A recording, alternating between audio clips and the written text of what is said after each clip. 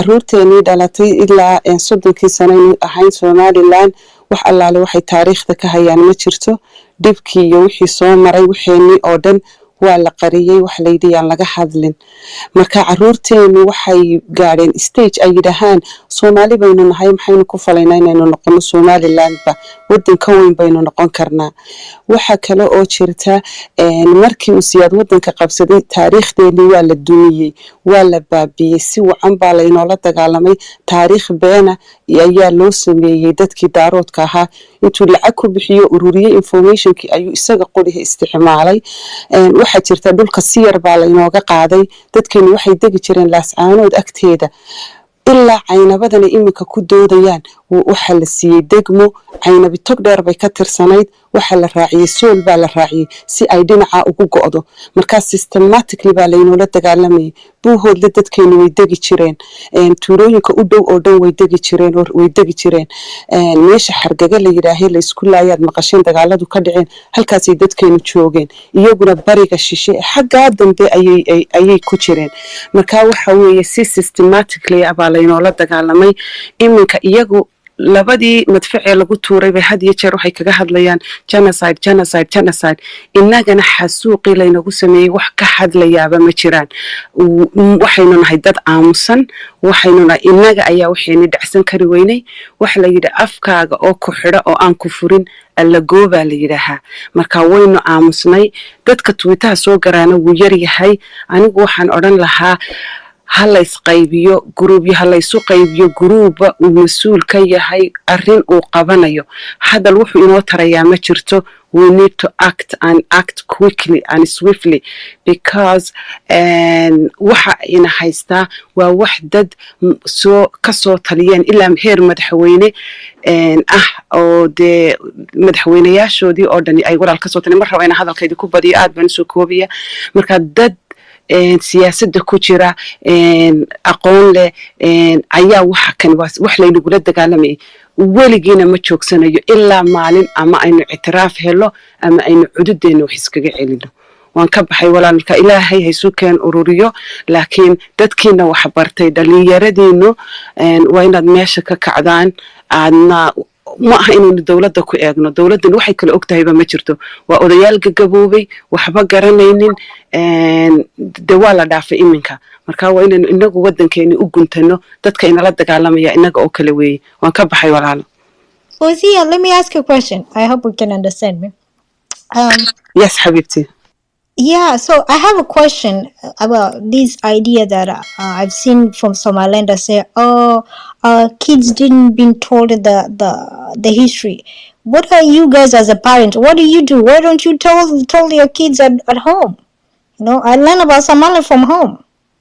What happened to Somaliland and everything. So you just don't tell them, your kids, the suffering that you went through? Oh, no. Aniga waxaan ka mid ahay dadkii dagaalku dhacay. Aniga iyo caruurtaydaba waa aware of the situation. I'm not saying in aniga caruurtaydu garanaynin. Waxaan ka hadlayaa most in Somalilanders baan ka hadlayaa. So, you know what I say this, Olalo, I live in LA. There's a lot of Albanians, and there are some of them 4th, 50 generations. They know exactly what went through to Armenia, the genocide, and it happened 100 years ago. So when I hear this from Somaliland, especially say our kids have not been told their history, I feel like stupid for even asking that. Like what? That's why you remember, and I always say all of these subversions start from home. Okay. Because if Armenia, who are 50 generation, you know, Serena, the tennis player, her husband is Armenian. Her daughter, she's a mix. Her mom is black. And the guy, he's teaching his kids. That's what I heard from people. He's teaching kids about his Armenian history that happened 100 years ago about the genocide and why it's important. Okay. And even the case just recently that was putting on hold on, let me finish. Was putting on the UN the case, international case against about the Armenia genocide was driven by 50th generation Armenia here in America. Young people who are 20, 25 years old came together and create a law from sue countries and even push the Armenian genocide in America. And they're 50, 60 generation, because Armenia came to America a very long time ago. You know, they know the history. So this idea that we need a government to teach our kids, yes, it's good, but if you cannot teach your kid from home, even the government will not do a good job of teaching your kids. You have to pass personal history. You have to start. You teach you for there you might do, but all these people that we say they're not learning, we need actually to fault them, to say you are bad parents. Bad parent has to tell the kids they are suffering, they're major suffering. There's no major suffering like genocide if you're not telling your kids, yeah, you went through that. Even not your grandparents went through that. You're deceiving the history of your own generations, and it's wrong. It's wrong, because the history is important. Look at Quran. Almost 70%, even more, about Quran. It's about history, things that happened in the past. Why Allah is reminding us about Pharaoh? Ask yourself. Because He wants us to learn from the things that Pharaoh did bad, so we don't do them. You know, to understand what is good and evil. You get my point? So if you don't even tell the good and evil of your own generation, of your own past, what are you doing as a parent? You are building weak kids. That's why they are running to Hammer to be waiters and waitress. They are running in Hammer to be treaters, because you have not building a foundation. You look at the Jewish kids who are born here, 56 generation, they're taught about the Holocaust. You get my point? So it started from home. I would actually, Edna, if someone could actually start parenting 101 to Isaac people, because I feel like there's no good parenting at home. soo gala habar yaro. Go ahead. habar waxa weeye waxaad compare garaynaysaa European country iyo wadan maalintii uu qaatay xorriyadda isagoo gumaysi ku jiray, illiterate dadkiisu yihiin aanay waxba dhiganin, ay saan dadka wax kaga saxeexdeen og cadalay habar macaani telling your history, it's an oral. We are oral society. Let me finish. My mom, she didn't write a book for me to read. She told me orally. Maybe she was educated. No, it's not about educated. She was taught too about her history that she passed me to her grandparent who didn't even know how to write their name. They put a few points. So you have to pass through orally. Give me time. There's no excuse here. This is just bad parent. There's no excuse for here. Don't give excuses, families. They are teaching their kids to be weak kids. And that's where we are seeing the ramification today, because of the parents who are not doing a good job. Guess what? The Quran, they are told their kids, some people destroy your government of Siad Barre. You think they're more educated than us? Some of them were living in Dadabi. They're telling them that. Whatever version of a history they're telling them, it's for their own benefit and interest. That's fine, they're doing their job. But we are not doing our job. Actually, our history is not fake. It's not revengeful. It's the truth of what happened, the genocide, and we're not doing it in our house.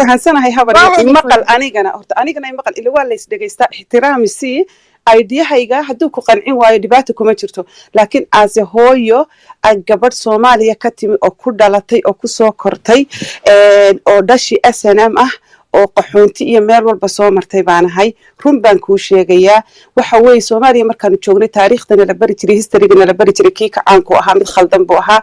markii dawladda SNN ay Somaliland samaysatay taariikh qoran iyo buug qoran ma jiro. dad inaga ah oo genocide qoray oo buuga weligay maan arag. dadka kale waxay akhriyaan buugaag ay leeyihiin. iskuulada UK baan joogaa, caruurtayda de waxa loogu dhigaa dagaalkii koowaad iyo kii labaad iyo English baa loogu dhigaa, iskuuladooda loogu dhigaa. taariikhdana iskuul laguma dhigo. hooyo waxay sheegtay meel kuma gaarsiinaya badan. anigu caruurtayda waan baraa because anigii baa experience, anigii baa wixii oo dhan fahmaya, anigii igu yidhi buugaa ka qor wixii aad soo martay. soo waxaad garatay maaha. anigu waxaan soo taagnaa markii 40 nin lagu dilayay guryaha lagala baxayay. aniga aabahay dadkii guryaha lagu garaacay laga waayay buu ku jiray. habar waxaanad ogeyn baan ogahay, laakiin taariikhdu waxay ku fidaa qoraal, way ku fidaa buugaagtay ku fidaa, educationka iskuulkay ku fidaa.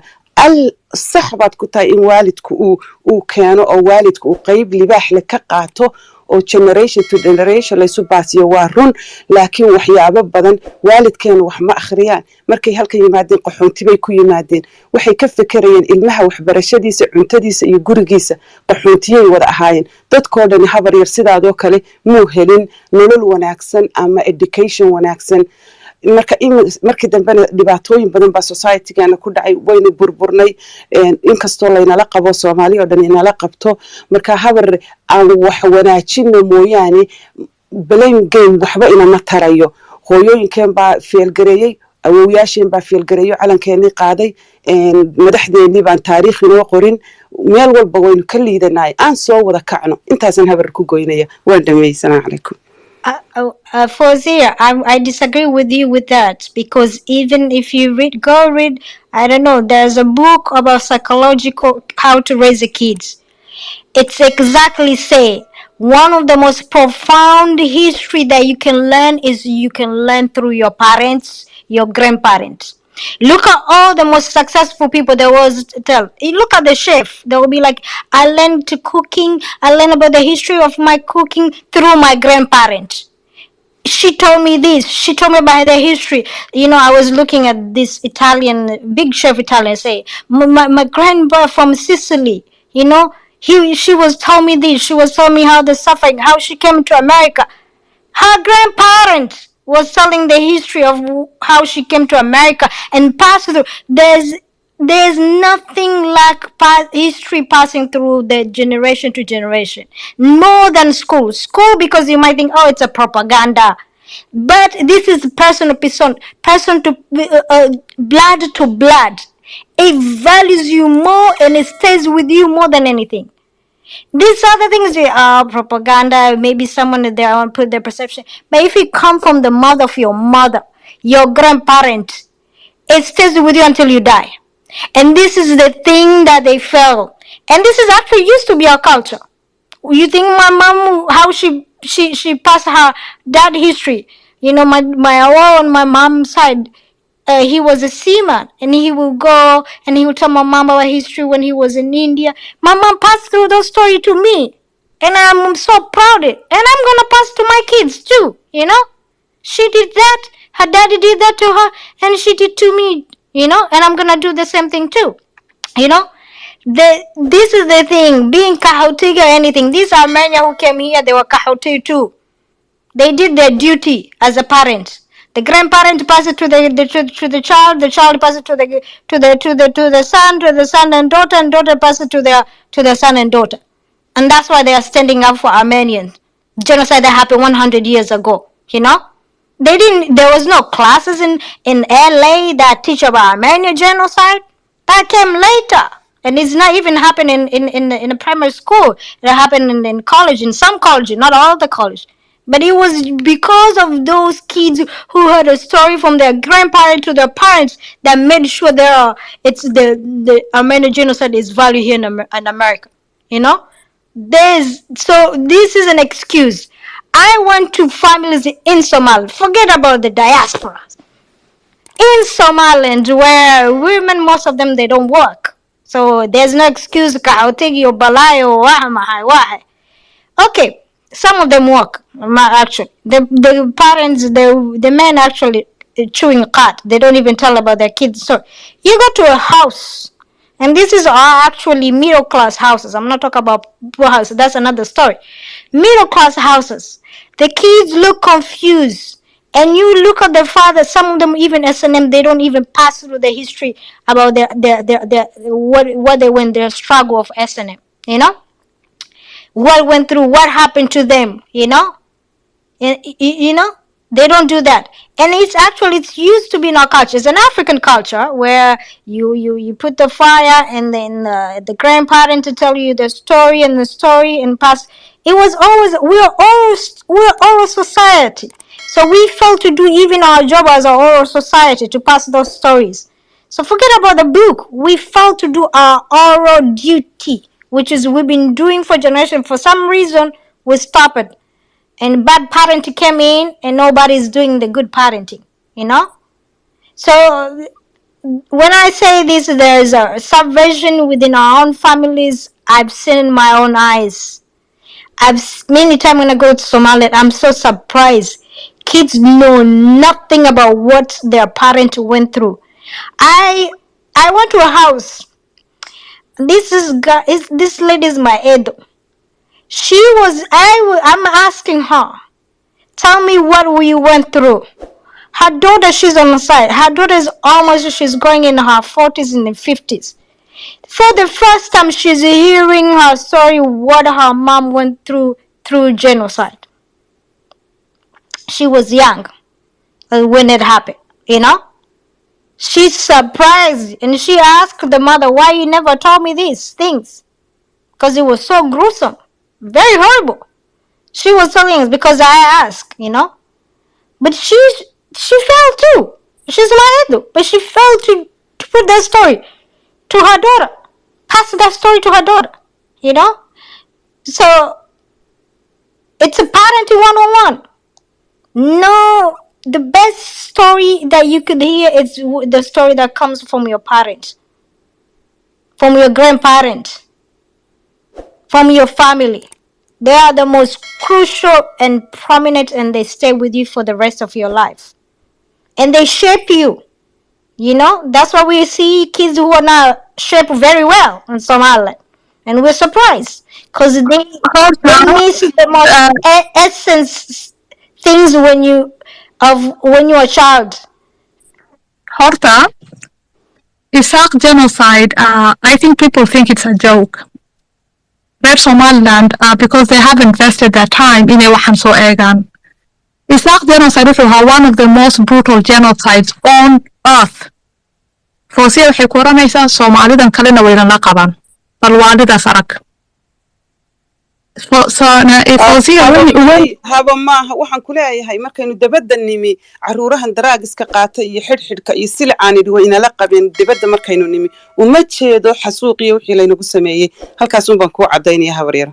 Okay, marka genocideka dadku ku dhacay waxaa dhici kartaa badankood mabay haldi karaynin. Waxaa jira dadan interview la galay oo jooga UK, even waxaa jira dad badan oo committed suicide markay Ingiriiska iyo meelahaas yimaadeen because of the trauma of the genocide. Waxaa jira hooyooyin ka haldi karayninba because of PTSD, laakiin waxaa la rabay inayda ka ilaaliyaan ilmahooda reer Soomaaliya.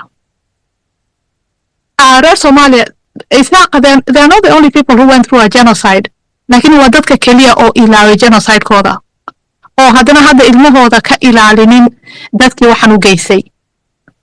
Waayo dadkan dee lama iqaabin weli. Us versus them kee wayl ku jira. So you have put your children at risk today. Markaad adigu ilbaabkii reer Soomaaliya furtay. Waayo reer Soomaaliya lakama miirin radicalizationkii. Cunfigii because reer Soomaaliya waxaa lagu shubay a lot of propaganda iyo indoctrination. Isaaqa waxaa laga dhigay bahaliin. So even gabadhaada markaad ka ogolaanaysid inay reer Soomaaliya ay gursadaan, although she's just gonna be a slave to this genocide here. But you guys, ma la fahmin what a genocide is. Dhibaatadana haysataa is truly shocking waxa meesha ka jira. Waxaa jira dad Somaliland jooga oo haldi karaynin oo Isaaqa lahjada reer Soomaaliya markay eegaan they become traumatized. Laakiin dowladooda aanu ogeyn. Waayo Somalia is a state that committed a genocide. Marka genocideka waa us versus them. Regime kile genocide ma geysan karo. Amina, I know she doesn't like this because waxay tirahdaa oo reer Soomaaliya si shicibka blah blah blah. No. Regime kile genocide ma geysan karo. That's why it is us versus them. You recruit other people to fight these people. Adigu ku sheegtay bacteria mise cancer. So you need to look at the Isaac people. Inay la ku yiri iyagu waxay ahayn cancer, they were to be exterminated, waxay ku jireen jirkii Somali Republic. So look at the Somali Republic as a body. Isaaqana waxaa lagu arkayay a cancer. Waad maqli jirta waxaa lagu sheegi jiray qudmis. Marka cancer mise bacteria waa maxay macnihiisa? You have to exterminate them. Marka dadkan waxana ku soo shubay cunfigan way joogaan weli. Ilmahoodana weli waxaa lagu yidhi Isaaq ka carara. Isaaq waa qarandumis, waa very dangerous. The only remedy for Isaaq is extermination. Indihii nooshana maanta miyaad arkaysaan? Has it not come back to haunt you? The chickens have come home to roost. You guys have given reer Somalia everything. Amnesty assistant, wadankiina way ka shaqaystaan. Waxaad tirahdeen waxaan nahay Somali, soo dhawaada. Their sheikhs are the most prominent in Somaliland. Everything. They have banks. They make a lot of money out of Somaliland to your detriment. Miyuu ku caawiyo waxaas hadda? Waa maya. Waxaan waxa keenaya because of genocide meesha ka dhacay. And you have safeguards ki meeshan kuma jirto. Iyaku hadda weli waxay dadkan genocide-ka geysta, their end goal waxa weeye inay dhamaystiraan genocide. Waxa la yidhi genocide-yarka adaad xixirin, they will come back. So maad arkin Indo yare oo jooga Laascaanood. Haven't you seen Siyaad Daoud oo kuwan his advisor of Acture? They are still here. Their end goal waxa weeye inay dhamaystiraan. The commencement of the Sac genocide waa kan bilaabade. Indihiina oo shan waad arkaysaan. And this one will be more brutal than the other one. Sac genocide, Somaan oranin was the most brutal. Kan hadda ka darnaanaya kaas. Waxaad ka garan kartaan RSF maanta waxay ku samaynayaan kuwii Darfur. Well, the same thing here. SSC waxana sheegaysaan waxay soo socdaan reer Somalia. It's the same thing. Huwantan iyo waxana sheegaysaan waa the same. Somalia adiga. So adiga waxaad isweydaysaa Somalia niga maxay gartaa ma isaaq una la nacab mise there's something else they want here. Dadkan waxay rabaan dhulkaaga. Your independence documents kaagi. Why 1960 they erased you. Waxay raadeen there's no Somaliland. British Somaliland, they demoted you. Caalamka kuma garanayaan. Maanta dhan isaaqa waxay oranayaan history malin blah blah blah walana soo guumaystay.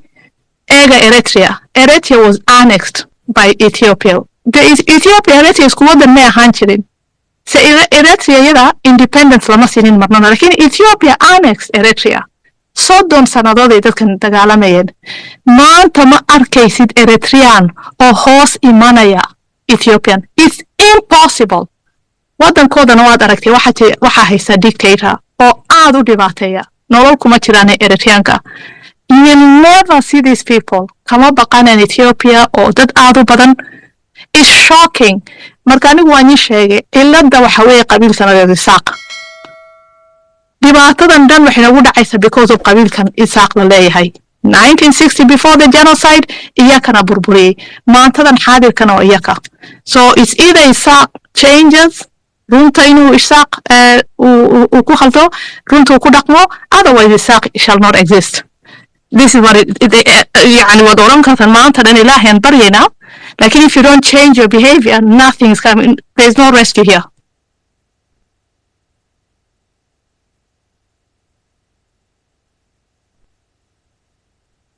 Edna, when you say they might not exist, people think it's impossible.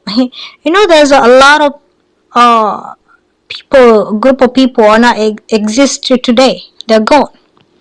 And you know how to end a group of people? It takes only 3 decades. The last one could be end. It doesn't take too long, especially if it's a very strong systematic, and like the way we see Sako, how they're very self-destructive. It's easier to end them within 3 decades. All of them could be gone, wiped, And that doesn't mean not gonna be some Isaac people who call themselves Isaac somewhere, but they'll be wiping in Somaliland. That's for sure. So think about that. There are a lot of group of people today, they're gone, and Somalians are very expansionist people.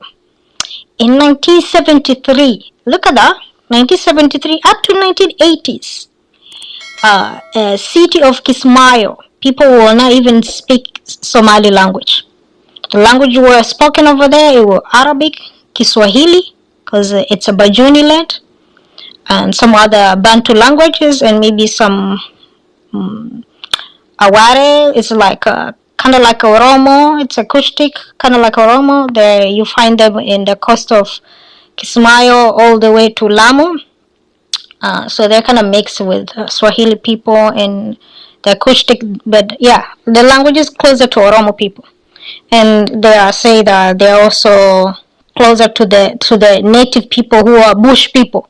Well, Boon, they call them Boon. So that Boon language is gone. There are few of them. You can find them in. You cannot find many of them in Kismayo. I don't think you can find even one of them. They are gone. You find a few of them in Lamu area, because at least Kenya, they didn't wipe them out. Today, Kismayo, the Bajuni people, you are looking for them. They used to live in Kismayo. They were expelled all the way to the Bajuni Island. There are I think it's 7 or 8 islands that are called Bajuni Islands, like 7 of them, small islands.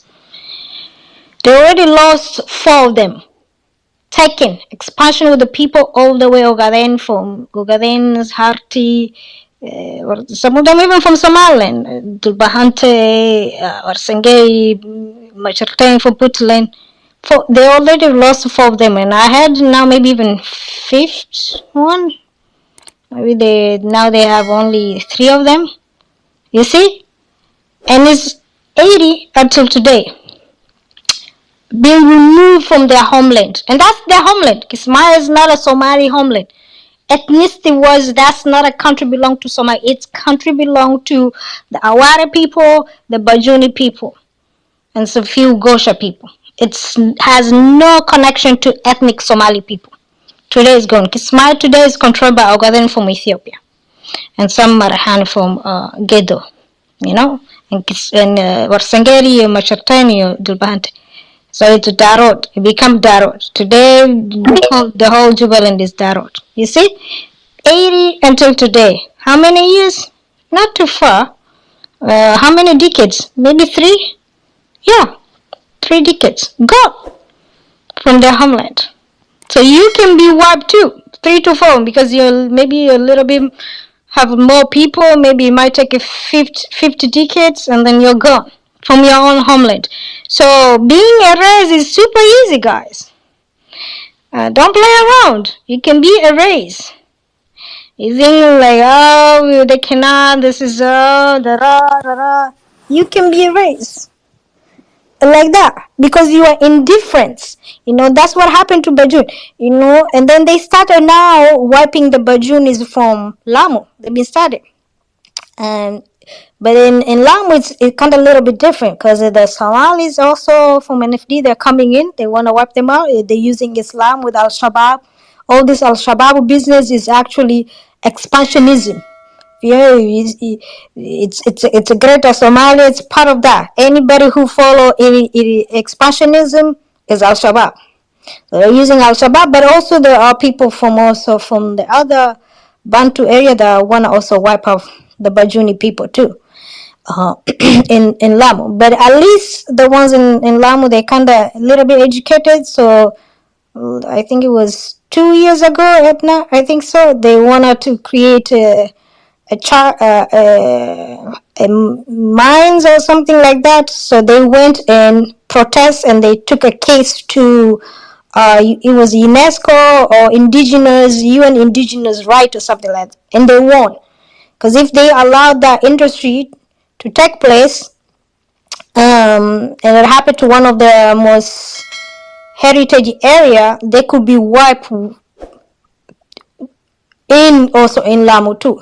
There will be history to talk about the Bajuni people. And Bajuni people, actually, they are historical, the first Swahili people, because they're the one who created the Swahili language and transferred the Swahili language from Kismayo, from Barawa, all the way down to Zanzibar.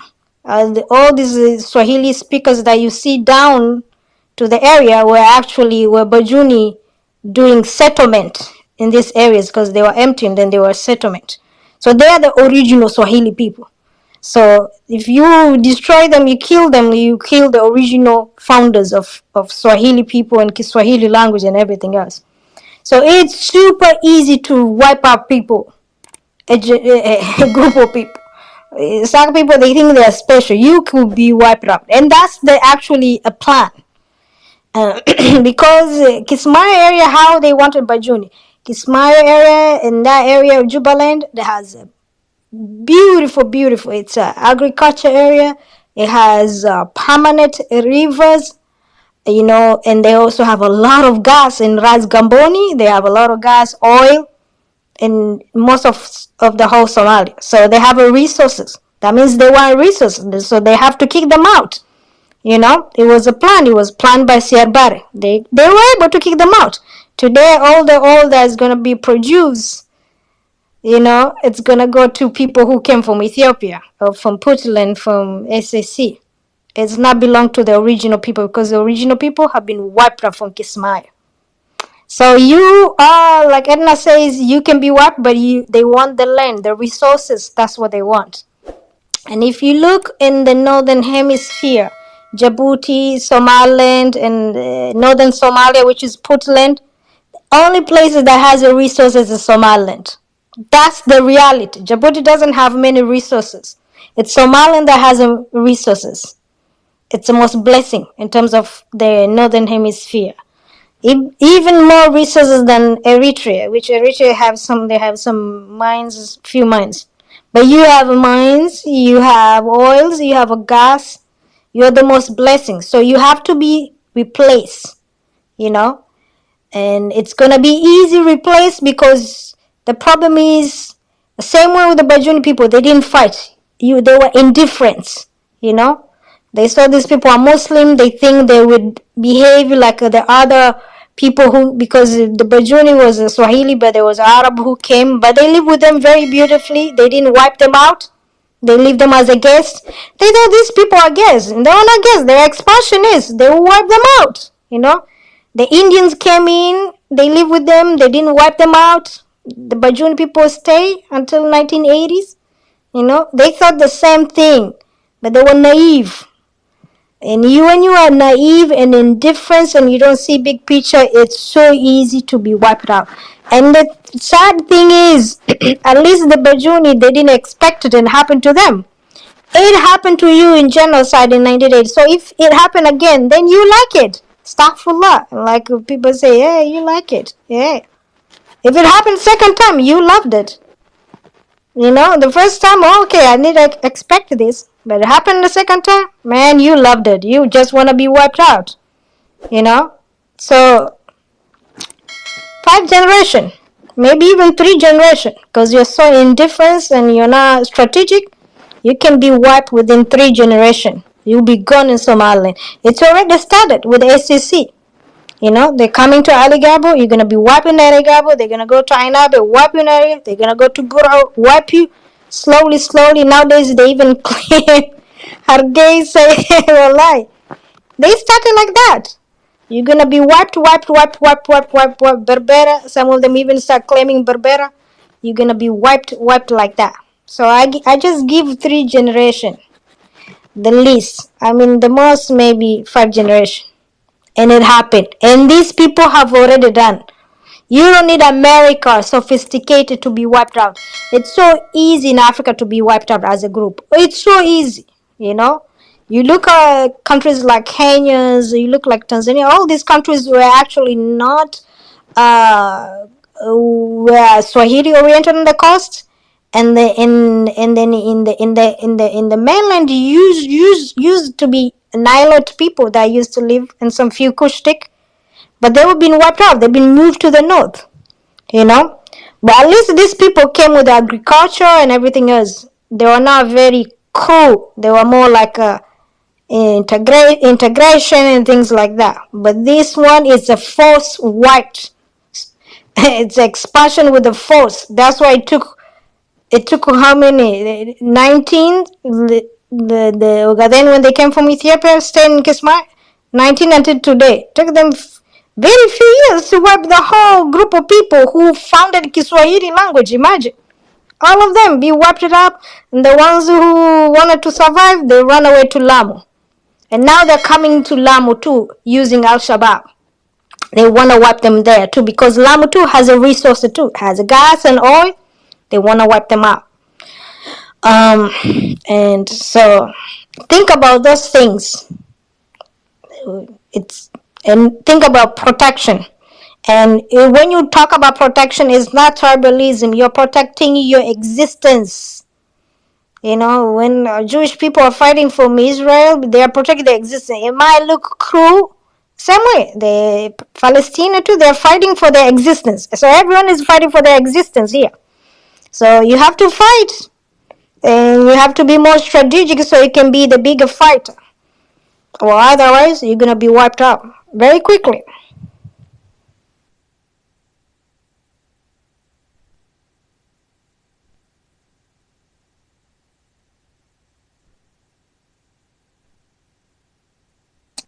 Fawziya, su'aalan ku weydiiyey.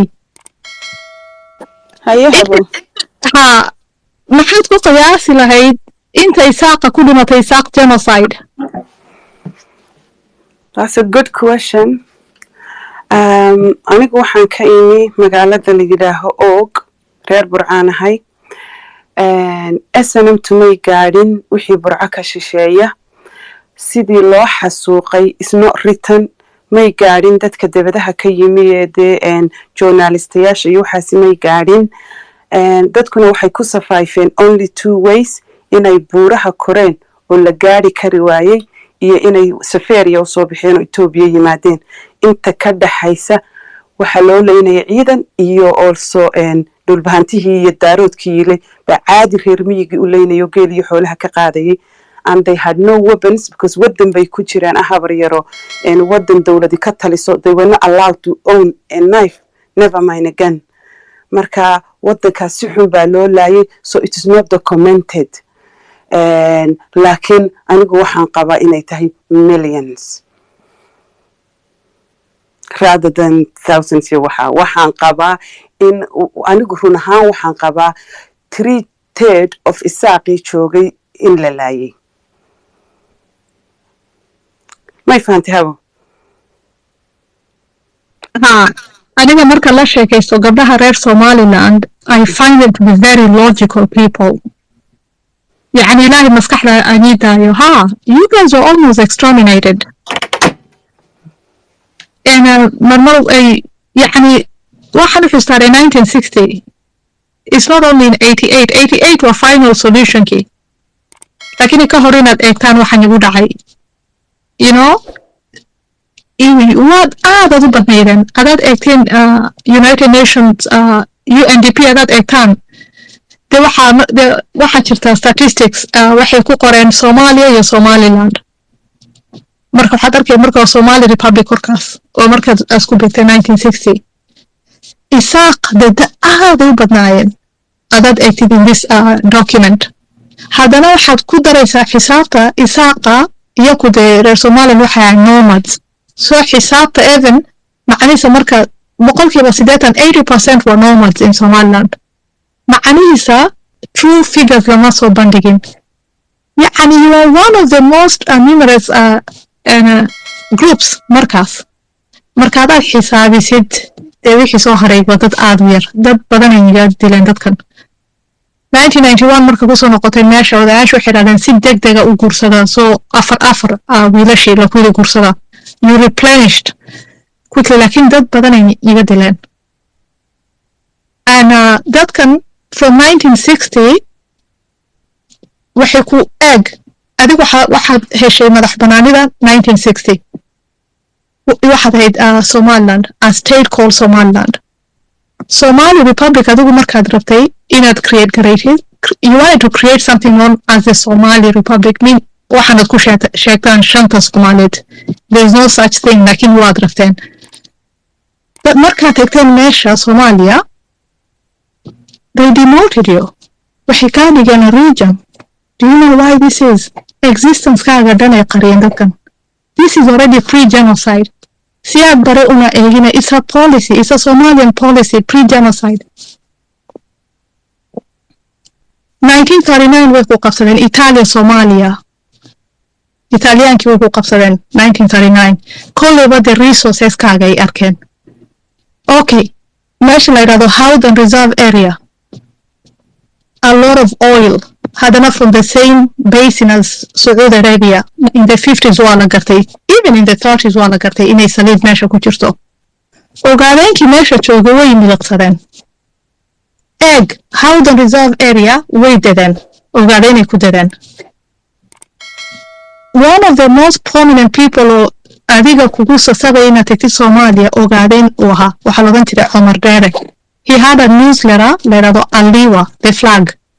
Somali weyn ay meeshan kusoo fadhiyeen iyo SYL. So historygana dad eeg u soo baadhid waxaad garanaysaan dad aad u badan iskaashaday waayo always waxay daba raacayeen your resources. Haddana they utilize tribalism, your tribal hatred as a scapegoat. Ogaadeenkayo adiga aad asu necbay, you always fought. So waxaa ku jira meesha tribal rivalry. Majeerteenka waxay arki jireen your prominence, tribal rivalry. Kaasay isticmaaleen to garner your resources. So the tribal hatred waxa weeye scapegoating, a scapegoating mechanism. Lakin ultimate goal for these people, reer Soomaaliya ku ogaadeenaya waa your resources. Waxna kale kama jiraan. There is no other greater maxaa la yidhahdaa ideology. Marka you're always a target adiga. Tutsiga waxa la yidhi hadda waxaa kusoo batay tutsida waxa la yidhahdo survival nationalism. Waayo takoorkii genocide ka saaran. Haddana tutsi waa very strong, nin aad u adaga haysta, genocide credit la siiyey, wadan madax banaan oo recognition ay ku jiraan. But look, weli way is ilaalinayaan. Yuhuudda adigu ee arag. United Nations waxay ku qortay meel, Israel exists for the self-determination of the Jews. Isaaq adaad seegtid Somaliland. Do you think you're going to exist outside Somaliland? Somaliland aday gacantaada maanta ka baxdo. Do you think you're going to be safe in Ingiriiska? Misaaniga America? Absolutely not. Cabdi Casiis Ansino.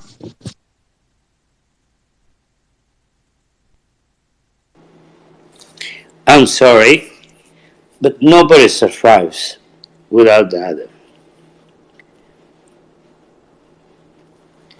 But honestly, everybody has to understand where their genetic understanding lies from. I understand that you're from Kenya, you grew up in Kenya. I hope that they taught you in your primary school what Somali is and how that's differentiated the rest of the world. And there's huge difference among what should I be taught in Kenya? There's huge difference among Somalis. Of course there is. It's huge. But when you were in primary school, have you ever taught that you're Somali? Why should I be taught I'm a Somali? I come from the Isaqiya community. I'm asking you a question. No, I'm answering. Why should I be taught about Somali? Look at this. I come from the Isaqiya. I come from the Isaqiya community in Kenya. It doesn't matter what Isaqiya is, but can I ask you a question? Your institution that you were actually were educated. You tried to be educated. Primary school, but Kajirto. Well, who's talking? I cannot hear anything. Is Abdulaziz talking? Abdulaziz talking is this. It is. I cannot hear anything. You have to go down, Ayan, and come back. So, Abdulaziz, can you? Yeah. Want to ask that? What is your question? What is the question you're asking us? My question is this. When you were in a primary school in Kenya, or for that matter, I mean, anywhere in the universe that you lived in, did anybody told you that you're Somali? I told you I come from the Isaqiya community. Well, look at this. Realize that you are born and actually guided by government. You're guided by education. You have to go to a primary school, move on. Aziz, what is Somali? What is Somali? Explain. Somali to me, I can define that. I actually can define that. Can you? Yes, I can, because I'm very educated. I don't come here talking good. nonsense. Okay, good. Let's compare. What's Somalia? Somali, the root came from a place called Ardul Somal. Only Somaliland was called Ardul Somal. You use Arabic word? No. I'm asking you. Somaliland was the only place called Ardul Somal. Okay, yeah. Somalia was not called Ardul Somal. Ogadenia was not called Ardul Somal. Ardul Somal. No, I'm telling you the truth. What do you mean? Am I kidding you? All right, then keep The root name of Somal came from Somaliland, Ardul Somal. Prior to that, it wasn't called Ardul Somal. So Somal is meaningless. It's a territory. But one more time. Again, Somali ku hadal. Somali ku hadal. Somali ku hadal. أنت رئيس indigenous كي واحد كله قرأتها. Maya, نحن نقول شوشي. waan ku jawaabay waxaan kugu yiri. Aniga ma jecli waxaan jirin in laga sheekeeyo. Waxaan kugu yiri waxa jirta dul la oran jiray Ardul Somal. Dulkaasna wuxuu ahaa Somaliland. Somalia lama oran jirin Ardul Somal. You see what I'm going with this? Okay. Ogadenia lama oran jirin Ardul Somal. Maya waa inaad dhegaysataan. Beentanaad ku socotaan aan jirin ma la dhegaysan karo. Ardul Somal waxa ku jiri jirtay meel wax la yiraahdo Isaaq Sultanate. Because dulka la oran jiray Ardul Somal. Somal is not an ethnicity. Waa dulka la oran jiray. lama oran dad Somal waxa la yiraahdo dul Somal. Waa sida Kenya waa magac. Tanzania was magac of a nation. You see, United States of America is a continent. It doesn't mean dad ala yiraahdo waxaas. Ardul Somal haddan ku cadeynaya. Sheeko badan I don't want in a sheeko aan jirin inaga sheekaysid. Alaad marka meesha ma timaadid English waxaad basics inaad ay la murmin, okay? Murankan wuxuu sababay dadkayga la baabi'iyo. No, you shouldn't listen to me. Murankan wuxuu sababay dadkayga la baabi'iyo. So I'm not going to listen to people nacnacay keenaya. I refuse. It's either you guys read the books, ma aha waxay qacaanka qoreen. It's either you put effort in gabayasha, famiyaashaada soo weydii, mise naga aamusa. Dhiga. Ma gabayashayga mise aqoonteeda mise I don't know who you are, laakiin waxaan ku oranayaa Ardul Somal. Waxaan oran jiray Somaliland. Dadka meesha I don't care who you are. That's not the most important part here. Talking about what is Somali. The root name of Somali. Xagu ka yimid ereygan Somali. Wuxuu ka yimid dhulka la yiraahdo Somaliland. Ardul Somal. Ingiriiskana intay qaateen. You guys truly piss me off. Ingiriiska meesha markay yimaadeen direct interpretation from Ardul Somal ay Somaliland u bixiyeen. Richard Barton in 18-something Somaliland ka soo guri jiray. Somalia lama oran jirin Ardul Somal. Ajana la oran jiray Somalia. Azania markii dambe Sultanate of Zanzibar. Markii hore beri horena wax kale la oran jiray. ninka Italiana Somalia uu bixiyay oo saylax ka yimi oo meesha banaadir tagay wuxuu bixiyay Somalia. Marka waxaan jirin maxaa la iga sheekeynaa aniga. Adiga Soomaali tahay beeriga ku jirta. Anna Soomaali. Adiga waxaan qof Itaaqa oo dhulka la yiraahdo Somaliland dadkeeda ka yimaadeen. Not necessarily.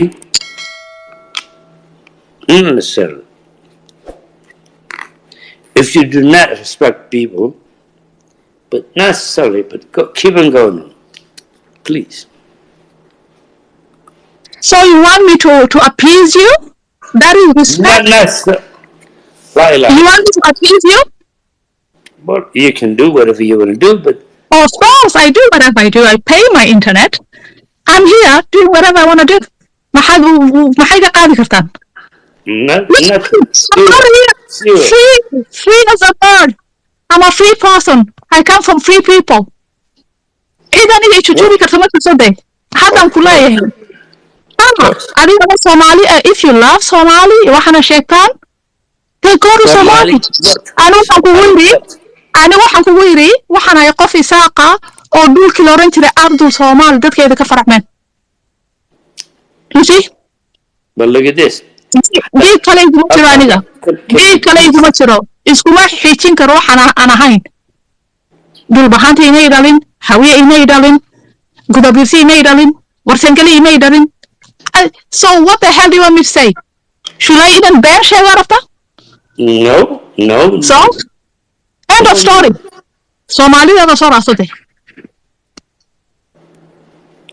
Shall I leave you? Of course you can. Hadad wax ku soo dareen igu soo darsanaynin ka hadal dadka la ku qalay goojacade. Ada Soomaali jeceshahay ad ku meedatid ad ismarisid. Talk about this guy oo meesha la ku gowracay. Look at this. Soomaali si baxay adiga. Soomaali ma jeceshahay. Wiilasha la ku gowracay. Waan ku weydiinaa sooto iguma waa Soomaali maanta dhan Soomaaliya dhureysay adaa Soomaali jeceshay iyo kuwa xeeran Soomaaliya nahay wiilashana ku qaqalay gooja cade adaa u tagtay tiraadid who are you waxay ku ran waxaan Soomaali mid ka hadasha medudooda I did do that for them? No, I'm asking you medudooda on your Twitter No. Wallahi, I've never done that. Okay, thank you so much. So the Somali are meaningless. Yeah, okay, that's good. Hey. Thank you.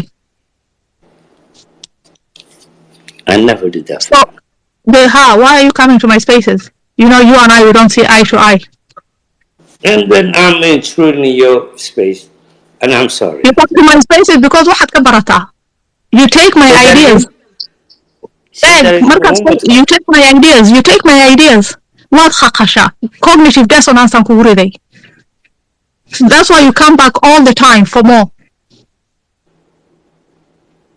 Because waxaad u baratay kuwan seriously kuwan aad u baratay oo de ku appeasement waxay ku